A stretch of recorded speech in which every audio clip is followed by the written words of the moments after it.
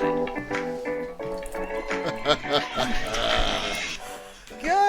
morning, Mr. Jars. Good morning, Mrs. Angel. We might need to unpack that a little bit. I think we might need to, Mr. Jars. Mr. Hugh Jars, as it turns out. Yes. Yes, Mr. White was up to some shenanigans today, actually. Shenanigans, yes. Well, it was going to come. It was going to happen. We knew it was going to happen, and you finally divulged the dates that you were sitting on the front desk for, and I took full advantage. Tell us what happened.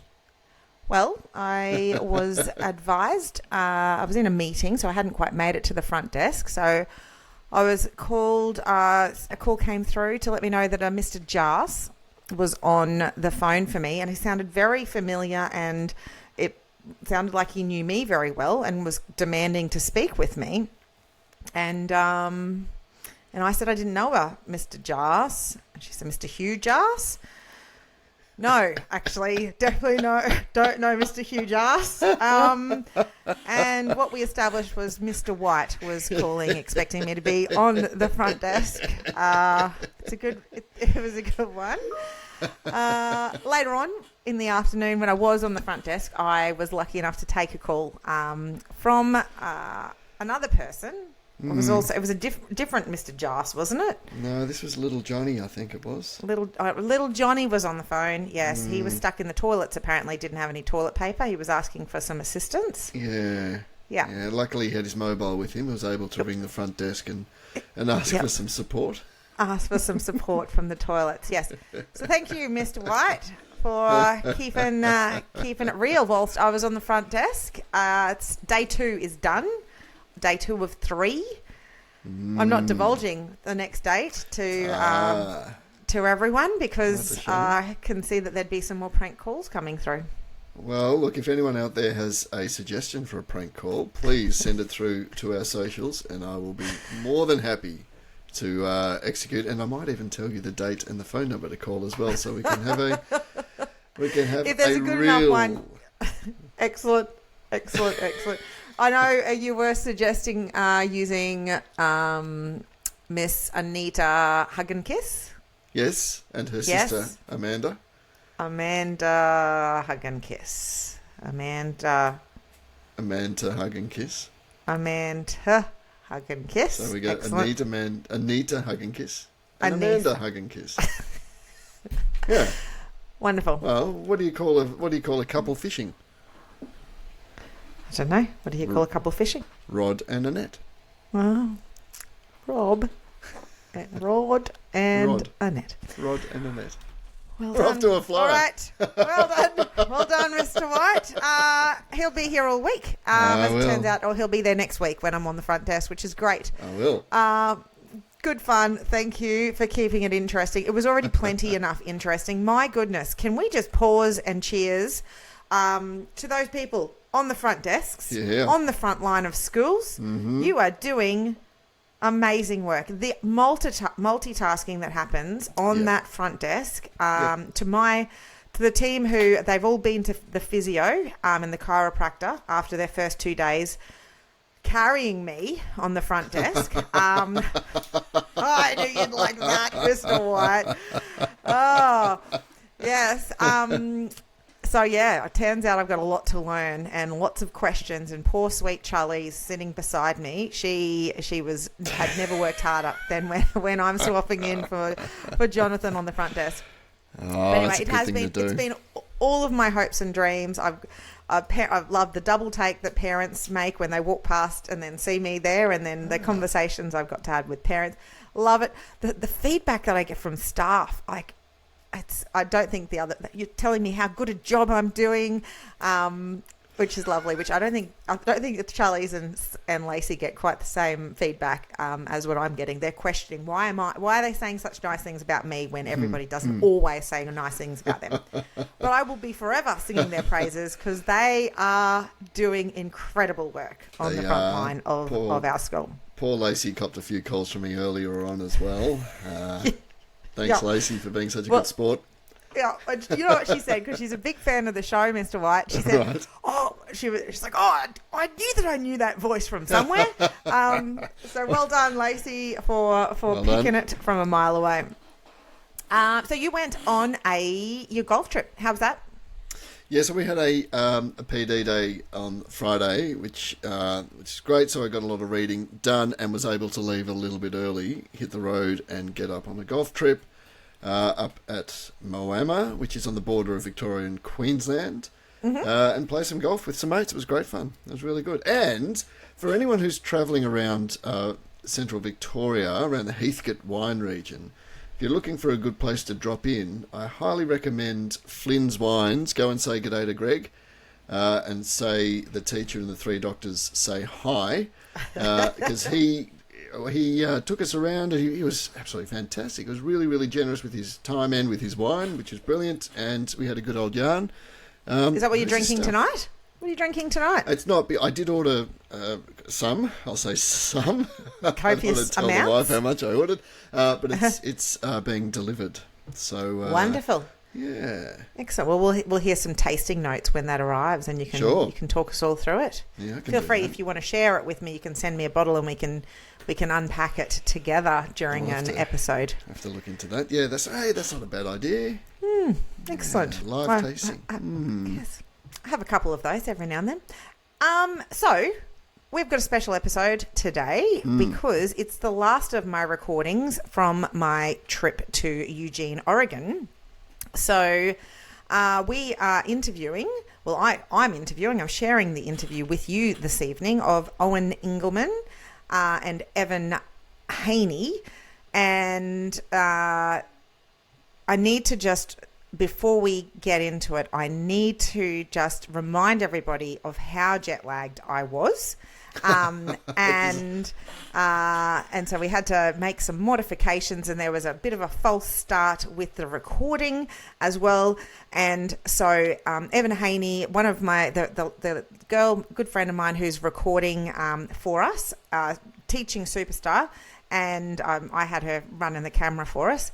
She says that that Evan Haney is, she believes, the smartest person that she knows, and she knows a lot of really smart people. So pretty cool that we were able to interview him, and obviously Owen Engelmann, who is the son of the genius direct instruction creator Siegfried Engelmann. So we are going to have a listen now, and hope everybody enjoys. It was great to be able to do it. So let's have a listen. Hey everyone, like I said before, welcome to Teachers Change Lives podcast. I'm very excited to be recording in Eugene, Oregon. I have just finished the administrative course at the National Institute for Direct Instruction, the NIFTY conference. And I am joined by two very esteemed guests to share their stories with us today. I have Evan Haney, and I have also Owen Engelmann of the very esteemed, legendary Engelmann name in direct instruction. So thank you so much for joining me, and to all of our listeners around the world. So let's kick it off with, first of all, your alumni. So Evan, can you tell us, where did you go to elementary school, high school, university, all of the above? Sure, I'll do them all. It's Evan Haney, by the way. That's okay. No, it's all right. We're not recording again, thank you. Yeah, no, perfect. Yeah, so my journey goes like this. Let's see. Right next to Eugene is a town called Springfield, Oregon, and I started an elementary school there at St. Alice. It's a Catholic school, and I stayed in Catholic schools through my second year in college. Eventually, for grade school, I went to O'Hara Catholic School here in Eugene. Then I went back to the East Coast in Syracuse. I went to Lemoyne College for 2 years. And then finally, in 1999, I graduated from SUNY Binghamton, State University of New York in Binghamton. And then I came back to Oregon for graduate school. I went to the University of Oregon here in Eugene. And what did you study? I was a philosophy student. Fabulous. Yes. Excellent. And what about you, Owen?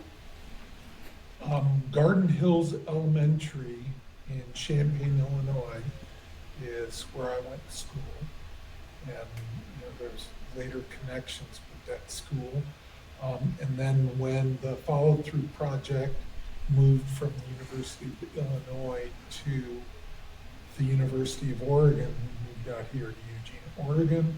I went to Condon Elementary, which doesn't exist anymore, and Roosevelt Middle School, which is still, well, it was Roosevelt Junior High back then, and now it's Roosevelt Middle School, and it's moved a block because they demolished the old building and are putting the Y up there, the YMCA. Okay, yeah.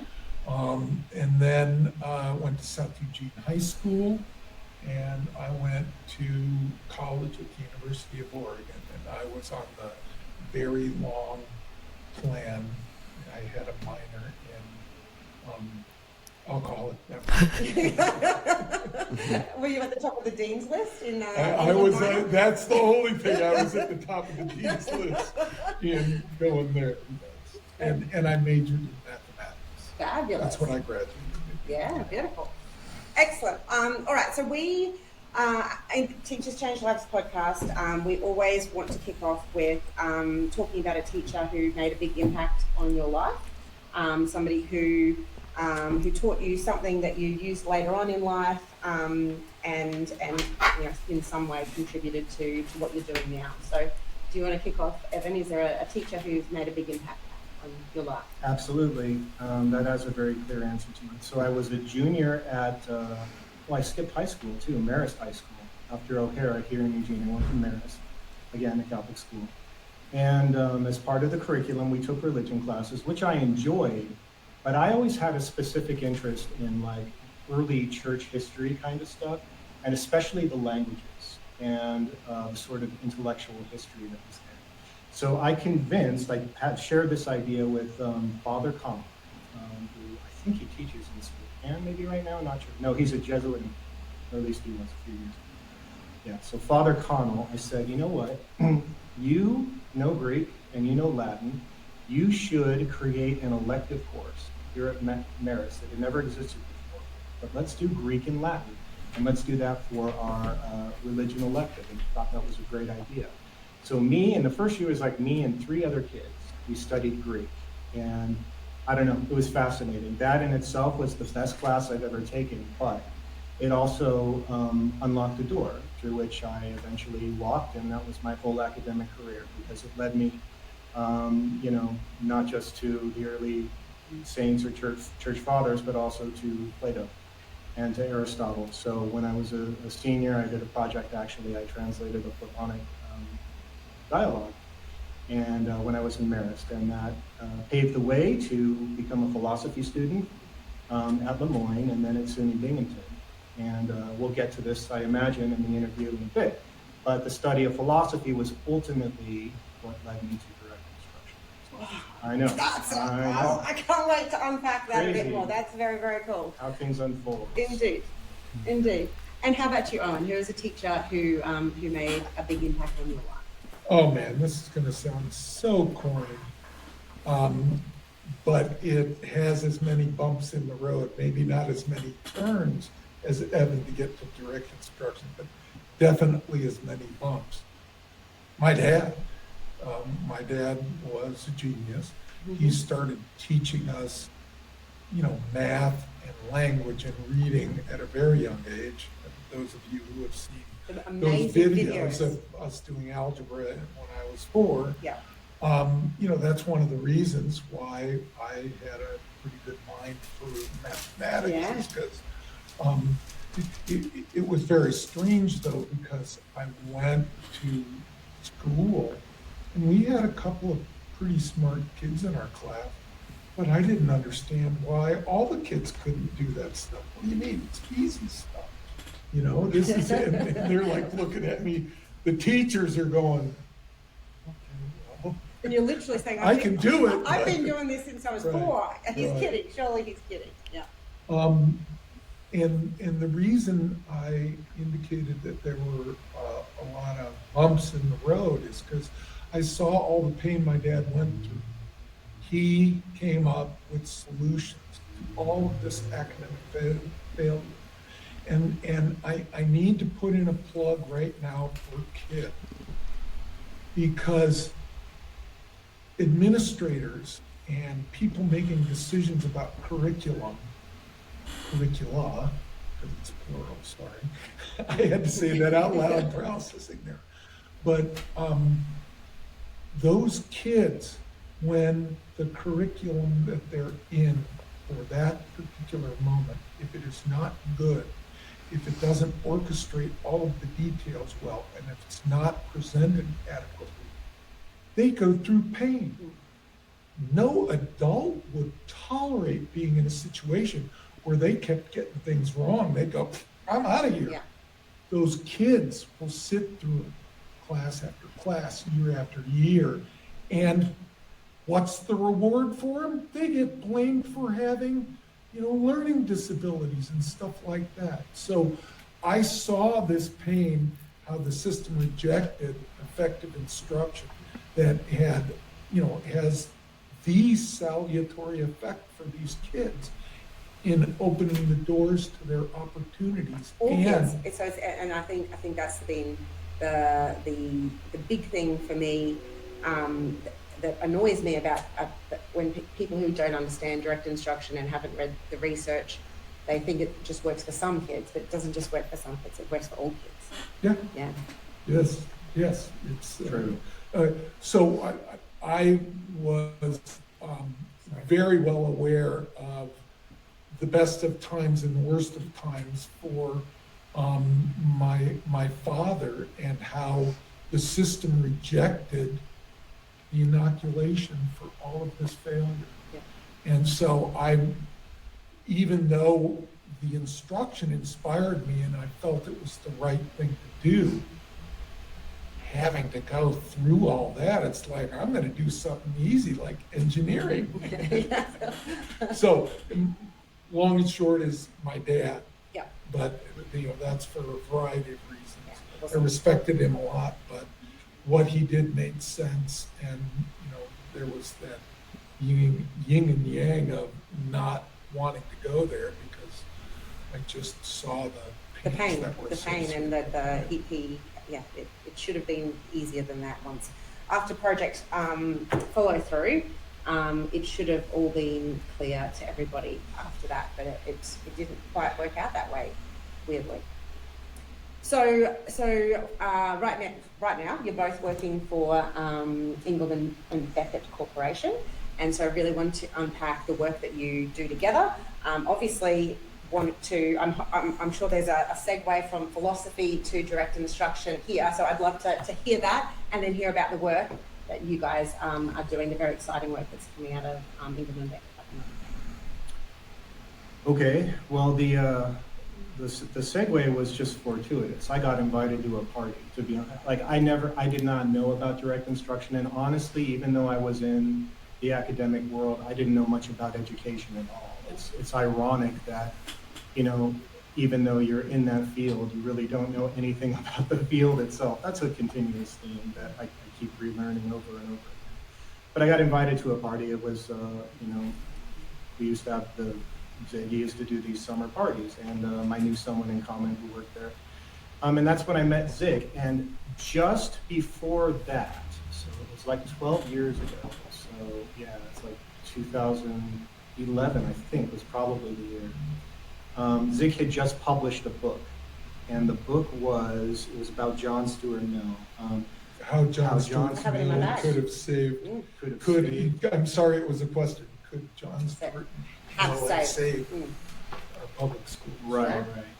So I met Owen, I met Kurt, and I met Zig at the party, and that was really cool. But he told me that he had just written this book on John Stuart Mill, and my specialty, or my area of focus in philosophy, was in logic. And Zig's book is all about how John Stuart Mill's logic corresponds in conspicuous, interesting ways to the logic that Zig, with Doug Carnine, literally invented for instructional theory in a book called The Theory of Instruction.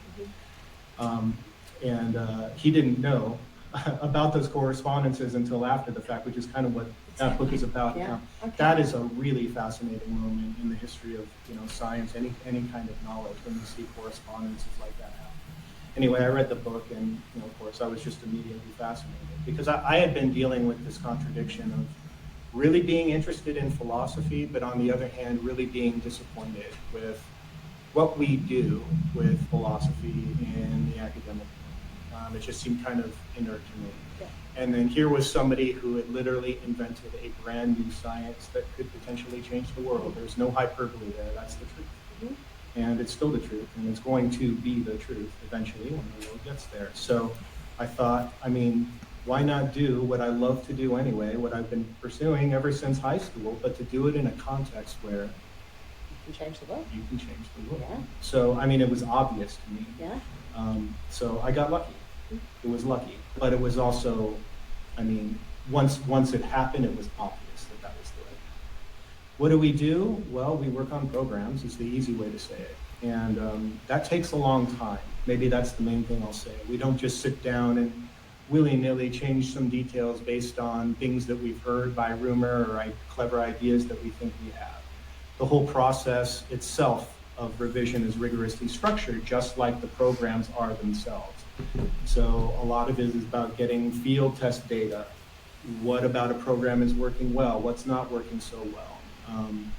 What are the errors in the programs? How do we fix them? All that kind of stuff. And you get into a group. A lot of it is just about being really serious and focused and dedicated, because it takes quite a while to go through a program and change all of the thousands and thousands of little tiny critical details that actually make a difference. Well, which is the totally different thing with everything else. It is, the brilliance is in the details, and it's in the fidelity of it, and so I can only imagine what a review is. It's not just looking at the content, it's looking about when do you give a signal? It's so complicated, it's so complex. It is. Yeah, that's it is a big, and you're doing reviewing multiple programs. Yeah, in my experience, it's usually we have one major revision project going at the same time, but there's no shortage of things that we want to work on. So there's always other stuff going on too, and you just hope that you wake up as your best self on any given day, because you got X number of hours to spend, and you wish you had a heck of a lot more than an X plus infinity, because there's a lot of stuff that we want to do and we plan to do, but it's just a question of how much can we do, given the intensity of the demands of the labor of revising these 10 hours of yeah. And these are highly effective programs as they are. So this is about a further refinement of a proven programs that are proven to work. And I know on a bigger scale, in all of your field testing, but on a personal level, I've implemented DI in 4 school settings now, and every one of those settings, it's changed lives for those kids. And now, absolutely more than ever, in my current school, 2.74 years of average growth in reading from these students in 1 year. So you don't get an average growth for students like that with any other program, and it's absolutely profound what the programs can do in their current state. So I can't wait to see the refinements, to see how many more minutes of learning can we fit into 1 minute. It's absolutely staggering. Fabulous. So we're doing these big reviews. So what's the best part of working at Engelmann Beckett? Beckett. Yes. Yes. Me? No, go on. You tell. Go. You can take it. I didn't get Other than you, what's the best part? Add my 2 cents. Okay, go for it. Go for it. What are you doing? What's the work that you're doing? Well, we are revising programs, but we're also creating new programs.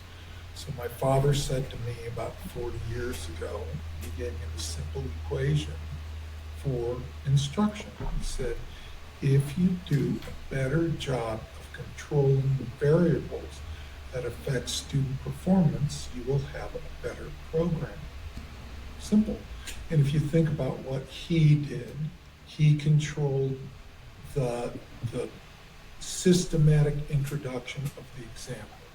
And those examples have features So it enables the kid to infer whatever they're going to infer that the concept is you're trying to teach. See, Elon Musk, I imagine everybody knows who he is. Not personally, but yes. Yeah, no, I don't know him personally either. Yep. He made a statement a few years ago that he did not do any philanthropy associated with education because all education is a data dump.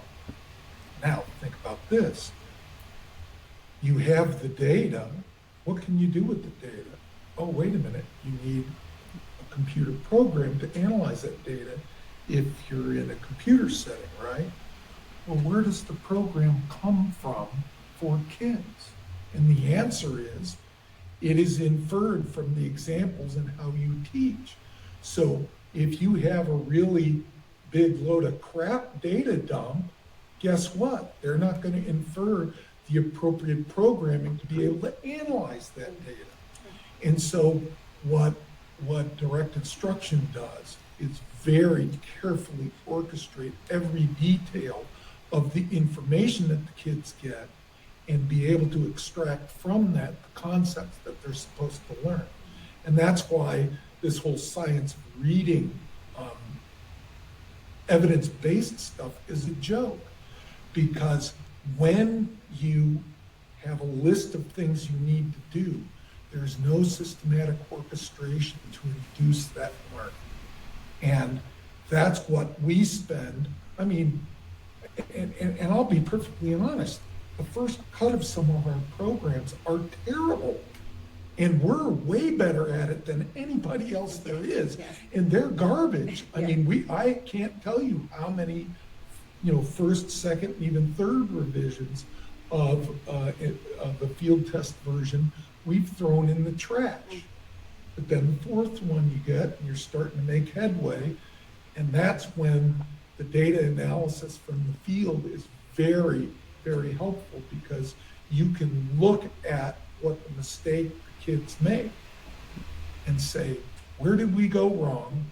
What do we need to do to mitigate that problem in future examples? Yeah. And that's basically the game, is tracking everything that you've done and then looking at the data of the stuff that comes in. Yeah. I do, I'm working on more, I don't know about more projects than Evan, but I'm working probably on more programs than Evan. And circling back to being able to control more of the variables associated with student performance, we're taking that to the next level. So we have phonics. Phonics, in addition to print programs, also has coordinated graphics and narrations and timing. So there's a lot more of the teaching done there. So it's easier for somebody who doesn't have as much technical training to be able to present it adequately. And then the other company I'm working with is I Did It, Interactive Direct Instruction Digital Innovative Technologies. And we've just finished a proof of concept. Well, we're in the fourth beta test of a proof of concept app that is completely autonomous. An adult needs to log the kid in, set the kid in front of the iPad and make sure they use it 25 minutes a day, 4 days a week, and 12 weeks later they'll know how to identify and print all of their lowercase letters. The identification is key because they don't confuse D&D, which is one of the crucial and critical symptoms of dyslexia. And every kid we've had go through it, no confusions. And we've also had 3 students who were diagnosed with learning disabilities, one of them specifically with dyslexia. It doesn't confuse them anymore. It's spectacular, be able to intercept it so early, just get it sorted so early, and then Right. and then they can thrive after that. And at my school, very high percentage of students with dyslexia at my school, so they're having to undo there's so many neural pathways, incorrect neural pathways that have been created for them. So you're just getting it right from the start. And what you just said is really important, because when you introduce something and they get confused, if you're a teacher and you're presenting even a direct instruction program and you skip 2 lines that introduce or frame the task, and then you present the task and they get it wrong, right there you're introducing a possible misrule that requires 10 times as much effort to undo. And some of these kids that have been in very poorly constructed reading programs, they've had years of being reinforced for the wrong ideas. So it's going to take quite a bit to undo that and replace those strategies with effective strategies. Absolutely. I see it every day. And so it's about a quality teacher, it's about the quality programs as well. Yes. And with the quality training, but it sounds like with the phonics, there's less requirement to understand the science behind actually delivering the programs, which is super exciting. And I got to have a look at it the other day. Very, very exciting. And as is the I Did It program as well. Well, I want to say that the I Did It program, I feel really bad for teachers a lot of times, because they end up getting caught between a rock and a hard place, and then somebody chasing them around with a hammer. Because most folks are not in a school where they are given appropriate instructional tools to do their job.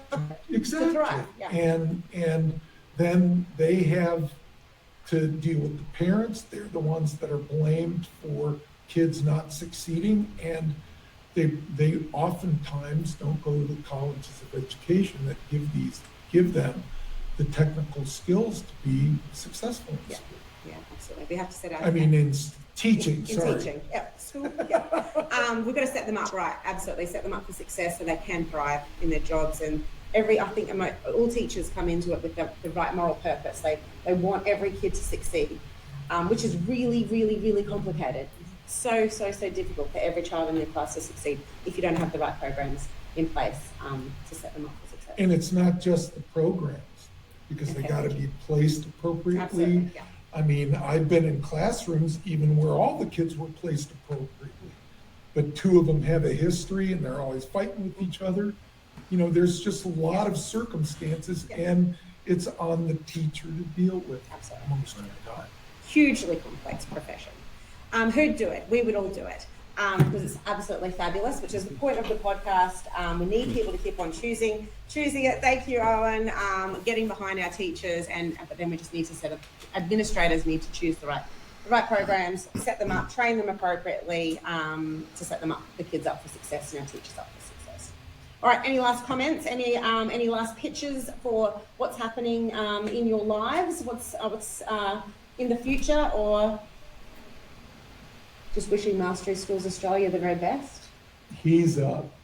Come on, Evan. We'll definitely do that. We can do that. Please. Wishing the best to the Mastery Schools for sure. I just finished my session here. I do a session called I didn't invent the title, Deconstructing DI, Principles of Direct Instruction.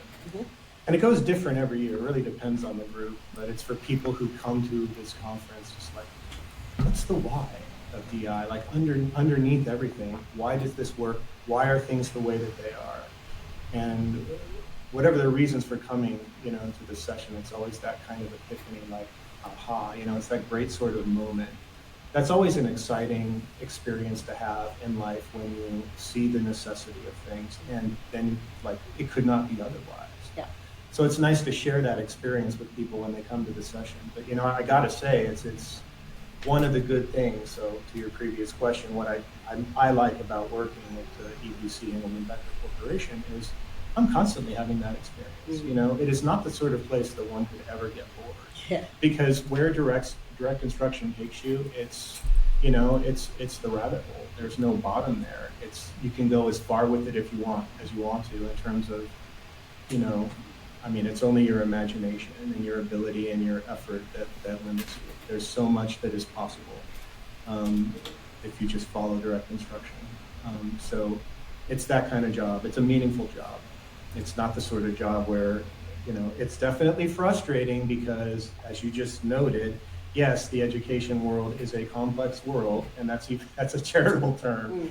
There's a lot of frustrating aspects about working, but I think I can sustain because I can also see working with direct instruction what the actual potential of things is, despite what is given to us. Yeah. So it's always important to bear that in mind. Yeah, the future is exciting. I think, and it's always great to get together with like-minded individuals. So getting to spend 5 days with people where I don't have to explain what direct instruction is, and Right. and Yes. have to talk about that and justify why this is the only way. It's where everybody, once you know, you know. And it was back in 2015 that that project follow through research was brought to my attention. And I read that and then went down a rabbit hole and won't ever come out of it, because once you know, you know. So hopefully this has maybe sparked some interest in some of the teachers around the world going, if you don't know what direct instruction is, where's the first place to start? Do they start with the Mills book? I don't feel like that's a good place to start. That's a good question. I mean, look, the Bible is theory of instruction itself. It's a really dense book, but if you want to get right to it, I mean, that's where you can go. But The easy copy book for sure, table for reader. sure. There are lots of sources out there that we've written or that people who are affiliated with have written, and I don't know, get in touch with us maybe, and we can set you on. Yeah, love it. On the right path. Clear teaching was Yes, Clear teaching was my first one, and and I felt like I could absorb it with my minimal knowledge at that stage, and really got me off on a good track. And then excellent. So reach out. So just Don't I get a turn? Of course, I keep on ditching you, Owen. Sorry, No, go. it's because he's so eloquent. Right, move on. So Bernie Marcus is the owner of Home Depot, and he was asked a while back in a little YouTube video why he didn't do educational philanthropy, and he said because everybody turns on their stupid switch when they start talking about education. Hey, I'm just repeating. Your words. Maybe paraphrasing a little bit. No, but don't get fooled, all right? All the rhetoric out there does not make sense if you just apply common sense to it. Evidence-based practices is logically wrong. You could find the program that's going to work by going through the evidence-based practices, but 90% of those programs are absolute crap because they don't have all of the details orchestrated to ensure that they're going to induce appropriate learning. Yep. What the buzzword needs to change to is evidence-validated, research-validated programs. And, the sad part about that is 2, maybe 3 of them for reading. But that's what you need to keep in mind, that most of these people, especially in academia, they're there trying to get their PhD, so they make something up and then they just talk about it a lot and write a paper and do a study on it. It doesn't necessarily mean that it's worthwhile. So when you listen to the rhetoric about the science of reading, it's all based on a flawed premise because it's not evidence-based practices that matter. It's evidence-validated practices that matter. Yeah, love it. Absolutely. And programs that work in every school with every student, because you can find evidence to base that off some kids in some place. Direct instruction works with every kid, every day. Every detail is there. Anyway, I could bang on about DI all day. I usually do. These guys have got somewhere else to be. So I just want to say thank you so much. Thank you for the work that you're doing and will continue to do. And thank you so much for sharing sharing your story, Owen. You know that I've been a little starstruck over the last 5 days, hanging out with a real-life Engelmann, and I've had 2 educational heroes in my life. One was your dad, and the other was Jeffrey Canada, who created Holland Children's Zone. Didn't get to meet your dad, but I've met you now, and I did get to meet Jeffrey Canada, so I'm feeling pretty fulfilled after a week here, which has been amazing. So thank you for giving your time to share some of your expertise and talking points with us. So to everyone on Teachers Change Lives, thank you as always for joining us, and we will catch you next week. All right, see you guys.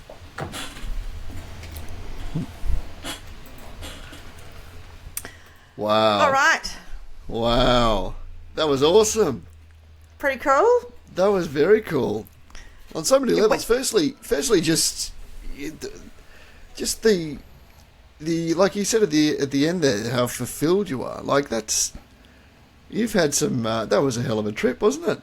It was quite the trip. Really cool.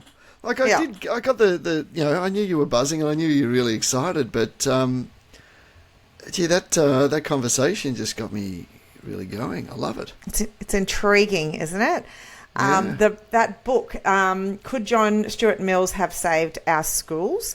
It's a ripper because in 1843, I think it was, John Stuart Mills came up with this theory of logic that explained, that unpacked how we learn things. So this is, and what he explained was science of learning. But what he said in the theory of logic was that, yes, this is how it is, except when it comes to education. So, which nobody really. So he was wrong. He was right, and then he was wrong because it totally applies to education. So he could have. So that is the could John Stuart Mills have saved our schools if he had have recognised that the theory of logic is also about the theory of teaching and learning, how we can learn, and then these programs that Zig has written and created have all been underpinned by this theory of logic and which we know is what is working for kids and helps them learn. So that's a great book, but if you're into philosophy, not a good starting point, obviously. And the theory of instruction. I definitely disagree. The idea of philosophy, I mean, as a starting point, I mean, that just makes sense to me. And the way he explained that it's opened up a new science. People have been teaching and learning forever, but now that the idea of it being a new science it's a whole new world, isn't it? Yeah, it is, and I'm sure you can see from conversing with Evan and Owen. I mean, Evan's just this incredible mind and this considered, and he's got all of the philosophy background, and he's a real academic. And then Owen is just he's just a ball of passion and fire and energy and urgency and lots of contrast with Kurt, who was a fantastic interview. I think it was 2 weeks ago was the one that we played in talking about his big learnings from direct instruction. And obviously both of them we've talked about Project Follow Through. So if this has sparked anybody's interest, go and have a look at Project Follow Through as well. And the results that came out of that were quite staggering as to what works in education. Yeah, absolutely. And I think, look, my mum's a teacher, an ex-teacher, and she constantly laments the cyclical nature of what she sees in education. Oh, we were doing this 40 years ago, it's back again, isn't it? Oh, this didn't work 40 years ago, why would it work now? And it's the whole language acquisition versus phonics versus, it's cyclical sort of nature. And I really liked what he said about the difference between evidence-based learning and evidence-validated learning. Yeah. Absolutely. That came through like a lightning bolt. Absolutely true. Because we can find anything to base what you're doing on. There's loosely based. There's one study in in one school. It's a one-student school, but it showed that that there was some evidence that came out that this thing worked. But yeah, so I like that. Looking for evidence-validated practices, and research, not just evidence-based research. Fantastic! What a great conversation! Brilliant. It was. How lucky to be a part of it. How great to be a teacher, huh? And yeah. As a non-expert in this area, I'm a little bit scared. Yeah, I'm going to start reading more. Awesome. Girl, enjoy. We'll unpack anything as it comes along, and it's Brilliant. Always. All right, but we're back. I'm back from Oregon now, and we'll be looking for some interviews to be doing closer to home. So if you've got somebody that has got a great educational story, please get them to reach out to us. They can do that on the socials, and they can find us on the gram, and they can find us on the Facebook. And we've got a bit of a growing community happening in both of those two social spaces, which is great. Or you can send us an email, teacherschangelivespodcast@gmail.com. And obviously, we would love you to be leaving 5 stars and reviews on any of the podcast platforms. So get on it and Please. tell us what you like.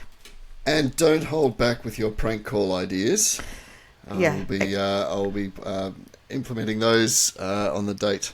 And if you are really nice on the email, I might let you know what the date is. Excellent. Reach out. And I look forward to answering your call on the front desk of Mastery Skills Australia. This is Sharon speaking.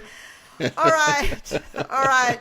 Mr. Jas of the Hugh Jas and Mr. White, have a great week, and we can talk next week, huh? You too, Mrs. Angel. Look forward to it as always. See you, everyone. All right. See you. Bye.